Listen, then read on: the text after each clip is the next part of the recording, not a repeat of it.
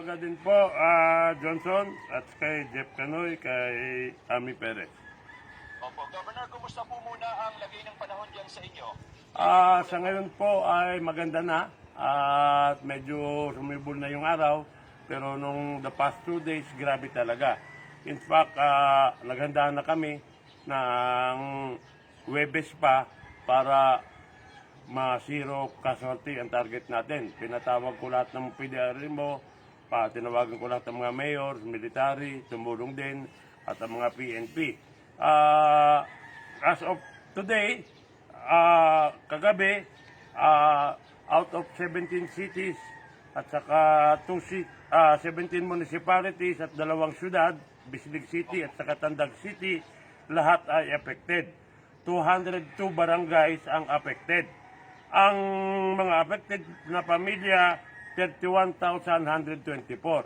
Ang na preempted evacuate namin, 20,940. At meron kaming 394 evacuation center. So far, ang baha ngayon medyo humuhupa ng konti at yung mga evacuees ay dahan-dahan ang umuwi sa kanilang bahay. Kasi kung makikita mo rito, pati yung bukid medyo may araw na. Pero yung Friday, Saturday, grabe talaga ang baha at may mga naanod na bahay at may mga nadaganan ng mga kahoy na mga bahay. So, Governor, ganong kasagsagan ng kalakasan ng ulan, gano'ng kalakas ang ulan at gano'ng kalalim ang naitalahong pinakamalalim na pagbaha dyan po sa inyo? Hanggang leeg po ang baha rito sa Tandag at saka doon sa ibang mga municipalities at ang hangin malakas talaga. Hindi kamukha ng Typhoon Vicky na ang Typhoon Vicky puro lang ulan. Ito may kasama talaga malakas na hangin. Kaya marami rin yung natanggalan ng atip along the shoreline. Kung makikita nyo sa mapa ng Pilipinas, ang Surigao del Sur ay elongated, puro shoreline municipalities along the Pacific Ocean. Nakaharap kami sa Pacific Ocean. Kaya yung mga bangka, tinanggalan nila ng katig, nilagay na namin sa karsada para walang madamit sa mga bangka. Dati na ho ba kayong binabahan ng ganyang kataas, Governor, o ngayon na lamang din po ninyo nararanasan yan? Actually, ngayon lang ang grabe. Nung Typhoon Vicky, halos ganyan din, pero hindi naman karamihan ang nabahaan.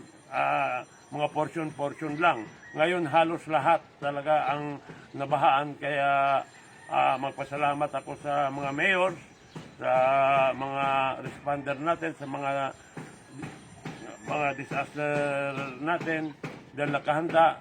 Nung Friday pa, nakababa na lahat ng mga equipment at saka yung engineering natin, yung mga pang-rescue, mga ambulansya, naka-ready na. So far po, wala po pang na-report na casualty.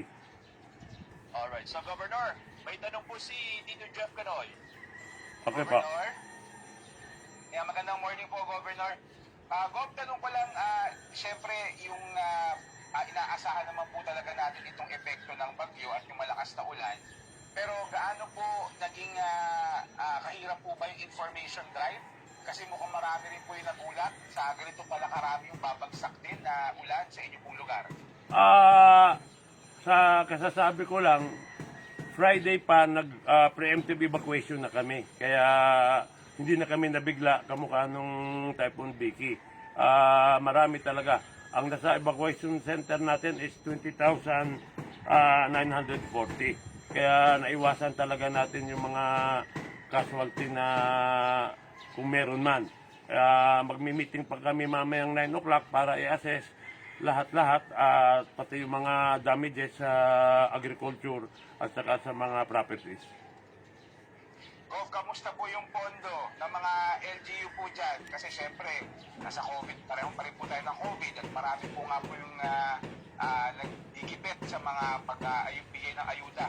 Kamusta po yung mga budget ng LGU? Sa ngayon po, puro utang muna. Alam mo naman, marami ang COVID natin. Pati nga dito sa Kapitolyo, ginawa ko ng hospital, yung social hall namin, kasi sineparate ko yung mga COVID sa De La Cerate Memorial Hospital, yung mga nanganak, mga walang COVID, sinegregate ko na para hindi magkahawaan. Pero okay naman po sa ngayon ang lahat at ang ano na lang natin, nabigyan naman natin ng mga food packs. Pasalamat ako sa mga mayors at sana matulungan uli kami ni President Duterte at saka ni Senator Bongo, kasi si Senator Bongo, yan ang laging pumupunta sa amin kamukha nung Typhoon Vicky. Nagdala talaga siya 4 na beses pumunta rito. Kaibigan natin si Senator Bongo. Dok, maiba lang ako na sa mga evacuation center po ba napapatupad pa yung mga health protocols? Nagbawas po ba tayo ng bilang ng mga tao sa evacuation center para mapatupad yung physical distancing? Yung ibang, sasabihin ko na sa iyo yung totoo, yung iba talaga nag-observe ng health protocol.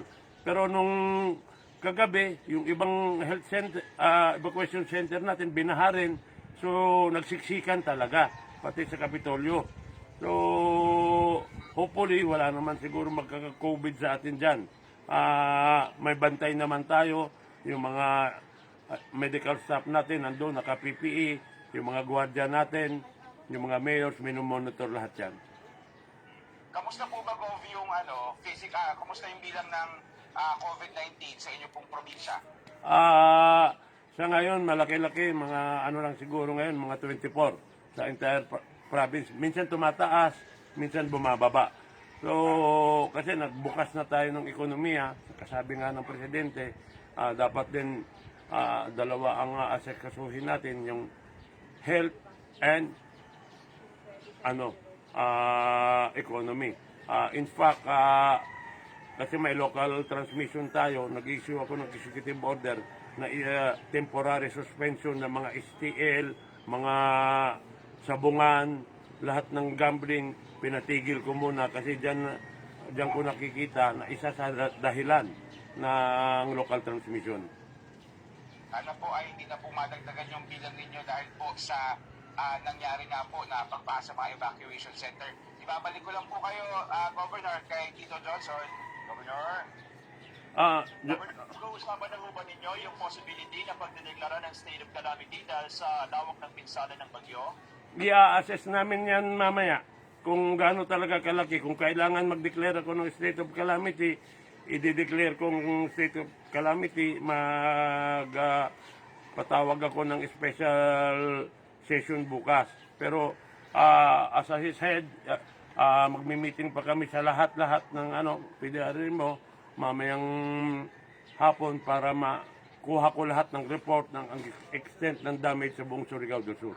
Opo. Kaya lang ho, Governor, ang inaalala po namin kung tayo may magdideklara ng state of calamity, may mahuhugot pa ho ba tayong pondo? Sa ngayon na, alam mo, bago ang natin January ngayon bago ang pondo natin. So, yun na nga inaalala ko, bago ang pondo natin, January pa, baka maubos na. So, meron pa tayo sa ngayon, pati yung mga mayors, meron pa sa ngayon. Pero kami, tutulong kami, pagkatapos pagbigay ng mga food packs ng mga mayors, ang province naman ang magbibigay ng mga tulong sa lahat ng mga municipalities at 2 cities. Alright. Governor, maraming salamat po sa oras po ninyo at mag-iingat din po kayo ha. Magandang umaga po mga taga Surigao del Sur. Ingat po kayo. Magandang umaga din po. Thank you po. Salamat.